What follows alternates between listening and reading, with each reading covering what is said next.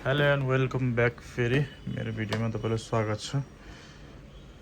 तपाईँ यहाँ हेर्न सक्नुहुन्छ हामीसँग फेस आइडी एउटा 13 को फेस आइडी समस्याको लागि रिसिभ भएको छ। यो चाहिँ आइफोन 13 हो। ब्याट्री हेल्थहरू 100% छ। यसमा चाहिँ मेनली चाहिँ फेस आइडीको समस्या भनेर कस्टमरले छोड्नु भएको छ। सो फेस आइडी हामीले चेक गर्दाखेरि चाहिँ यस्तो आउँछ।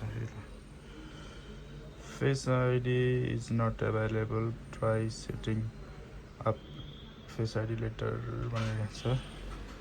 यसले हामीले ल ओके हामी ट्राई पछि गर्छु। हामीले खोलिसक्यो। जस्ट मैले तपाईँलाई देखाउन मात्रै यो गरेको। अब काम सुरु गर्नको लागि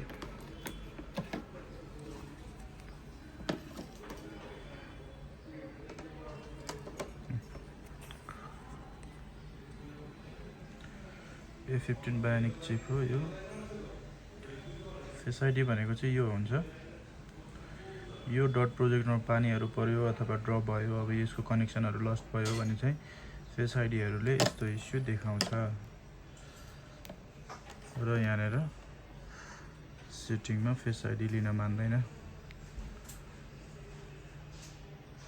सो यो त 13 हो, आइफोन 13 ब्लूमा छ। यसले हामीले फेस आइडी बनाएर प्रपरसँग काम गरेर तपाईहरुलाई फर्दर देखाउने छु। स्टे ट्युन है। Thank you so much. Stay tune guys. स्यालेर आयो बहिनी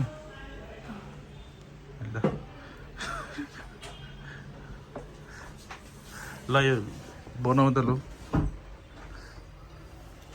आइफोन 13 फेस आइडी मलाई आधी घन्टामा चाहिन्छ है। Hello and hello hello hello hello 1 2 3 hello.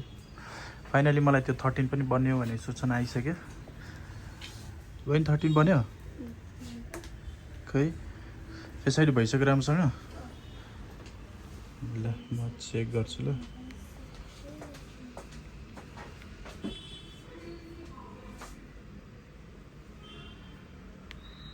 सुरुमा यसलाई डिलिट गरिदिउँ फेस आइडी पुरानो। सो अब नयाँ फेस आइडी ल